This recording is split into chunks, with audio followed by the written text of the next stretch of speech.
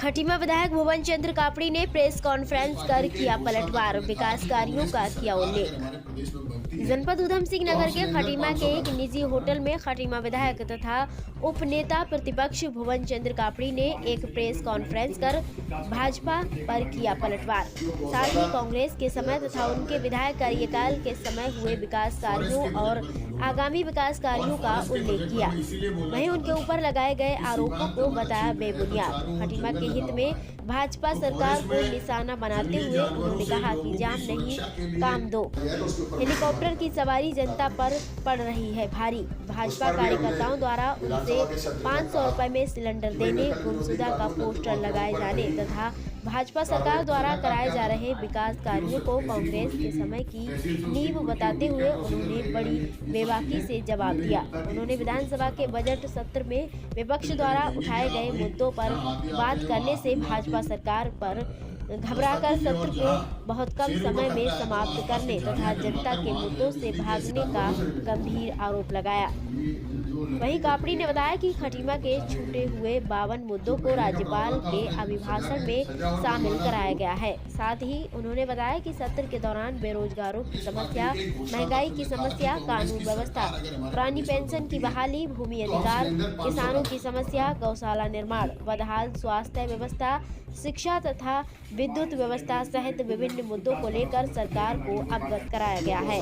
वहीं विधायक भुवन चंद्र कापड़ी ने 25-25 लाख की 2 किस्तों में विधायक निधि से नियमानुसार धनराशि अवमुक्त कराकर पशुपालन मंत्री से मिलकर गौशाला निर्माण कराकर खटीमा की जनता को आवारा पशुओं से निजात दिलाने की बात कही।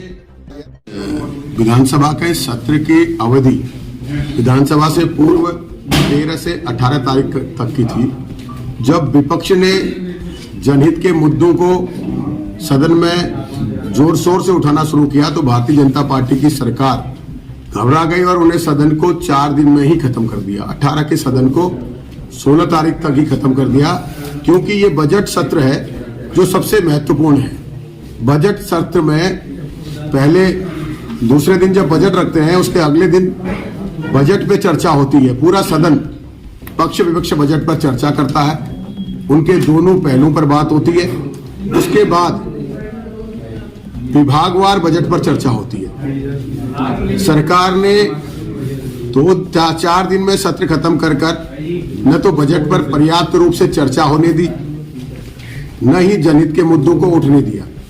भारतीय जनता पार्टी की सरकार पक्ष विपक्ष जो बना हुआ है, विपक्ष इसलिए है कि वो जन सरोकारों के मुद्दों को विधानसभा में रखे और सरकार उनका समाधान करे, तो सरकार जनता के मुद्दों से भागती हुई नजर आ रही है। हमने 3 दिन में जो मुद्दे रखे थे, उसके बाद महंगाई, कानून व्यवस्था जैसे महत्वपूर्ण मुद्दे थे जिन पर हमने सरकार के सामने जो हमने बातें रखी थी, लेकिन सरकार सत्र को 4 दिन में खत्म कर सरकार ने साफ ये दर्शा दिया है कि उन्हें उत्तराखंड के लोगों के जन सरोकारों से कोई मतलब नहीं है।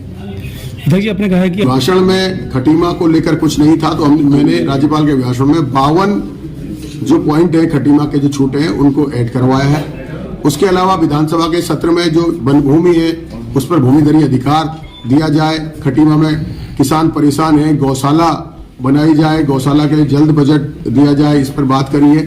बेरोजगारों को लेकर बात करी है, ओपीएस पुरानी पेंशन बहाली को लेकर बात करी है। जन सरोकारों के जिन मुद्दों पर हमें बोलने का मौका दिया, खटीमा स्वास्थ्य की जो व्यवस्था बदहाल है, जो हमारे यहाँ सिटी स्कैन की मशीन 4-5 करोड़ सरकारी धन खर्च कर खरीदी गई है, वो आज तक चालू नहीं हो पाई।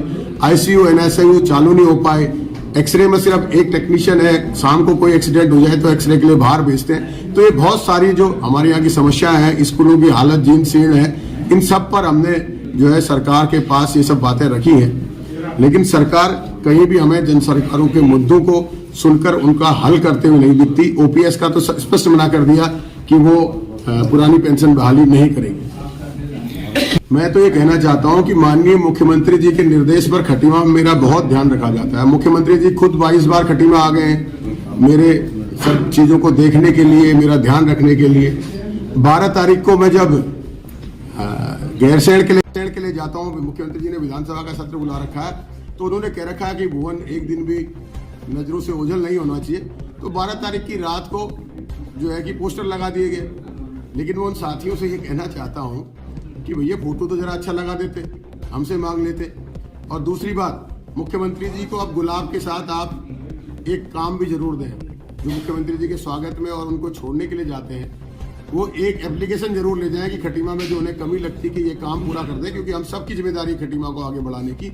और आप लोगों के पास आज जो मौका है, आप मुख्यमंत्री जी से रोज मिल रहे हैं, हमें तो समय मिलता नहीं है। और उसके साथ ही मैं मुख्यमंत्री जी से कहना चाहूँगा, मुख्यमंत्री जी अब खटीमा को जाम नहीं काम दो। 1 साल हो गया है, मुख्यमंत्री जी की हवाई जहाज की सवारी खटीमा की जनता पर पड़ रही है भारी। अब तो लोहियाहाट में भी बन गया है, अगर वो प्रवास के लिए आते हैं, साथी कह रहे थे, तो लोहियाहाट में उतरकर प्रवास में जाएंगे तो कम से कम बाजार में जो है कि शांति व्यवस्था रहेगी। साथ ही खटीमा तहसील और जिले के कर्मचारी इस पूरे वर्ष में मुझे लगता है 52 दिन छुट्टियों के हो गए।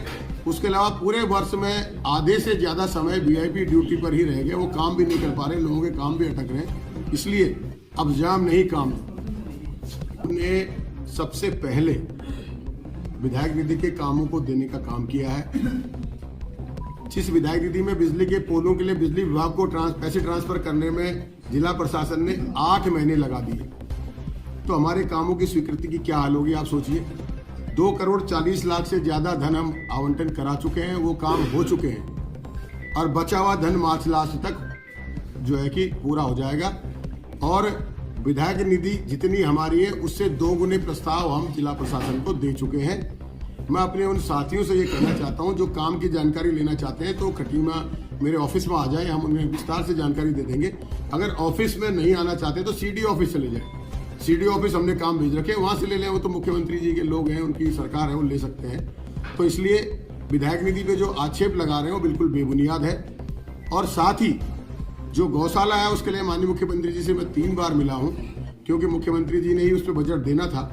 अब मुझे लगता नहीं कि मुख्यमंत्री जी की मंशा है वो गौशाला बने, तो इस वाले सत्र में हम 25-25 लाख करके 2 बार गौशाला को विधायक निधि से पैसे देंगे। पहले ये पता करेंगे कि हम दे सकते हैं या नहीं दे सकते हैं, विधायक निधि के नियम क्या है, क्योंकि खटीमा के लिए विधायक निधि के नियमों में कुछ अलग ही शक्ति है। तो जो है कि हम पशुपालन मंत्री से मुलाकात करूंगा, तो नहीं तो फिर हम विधायक निधि से 2 किस्तों में पैसे देकर गौशाला खड़ी करने का काम करेंगे, खटीमा की जनता को निजात दिलाएंगे।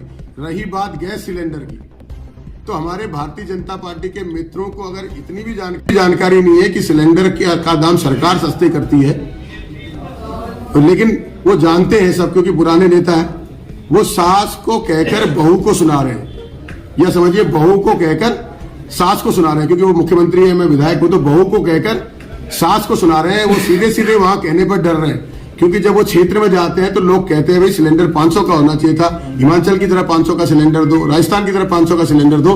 तो सीधे सीधे मुख्यमंत्री जी से नहीं कह रहे। तो मैं ये कहना चाहता हूं, वो हमारे साथी मेरे माध्यम से मुख्यमंत्री जी को कहना चाह रहे हैं, मुख्यमंत्री जी आप जागो, जनता भी कह रही है कि सिलेंडर अब 500 का दो। और वो बात मैंने बजट भाषण में माननीय मुख्यमंत्री जी के सामने साथियों रख दी है, आप चिंता मत करो। मैंने मुख्यमंत्री, आप सुन सकते हैं उस बजट भाषण को उत्तराखंड DIPR में, कि मैंने मुख्यमंत्री जी को बताया कि मुख्यमंत्री जी भारतीय जनता पार्टी के ही कार्यकर्ता, आप सिलेंडर 500 का मांगने लगे, तो आप दिल बड़ा कीजिए और 500 का सिलेंडर दीजिए। मेरे सामने हाथ खड़े कर चुके हैं, हमारी कोई गलती नहीं है, हमें माफ कीजिए। इसलिए मैं अधिकारियों के लिए कुछ नहीं कहना चाहता हूं, क्योंकि वो मजबूर है। और बाकी जो है प्रस्तावों को फटाफट न करना, वो साफ दर्शाता है कि भाई कहीं न कहीं दबाव है। तो आप जनता के सामने रख रहे हैं। और 30 मार्च को जब भी होंगे, हमारे साथी जो हमारे नगर अध्यक्ष, ब्लॉक अध्यक्ष, हमारे वरिष्ठ कांग्रेस के लोग हैं, वो काम के जो हमने काम दिए हैं, जो हुए हैं, जो प्रोसीजर में है, सबकी डिटेल आपको देंगे। तो माना जाए। नमस्कार, मैं हिंदुस्तान, आप देख रहे हैं AHN न्यूज। अगर ये वीडियो हमारा आपको पसंद आया हो तो प्लीज लाइक और शेयर करना ना भूलें। YouTube पर देख रहे हैं तो हमारे चैनल को सब्सक्राइब कर बेल आइकन का बटन जरूर दबाएं, जिससे आने वाली वीडियो की हर अपडेट आप तक पहुंचती रहे। फेसबुक पर देख रहे हैं तो हमारे पेज को फॉलो करें।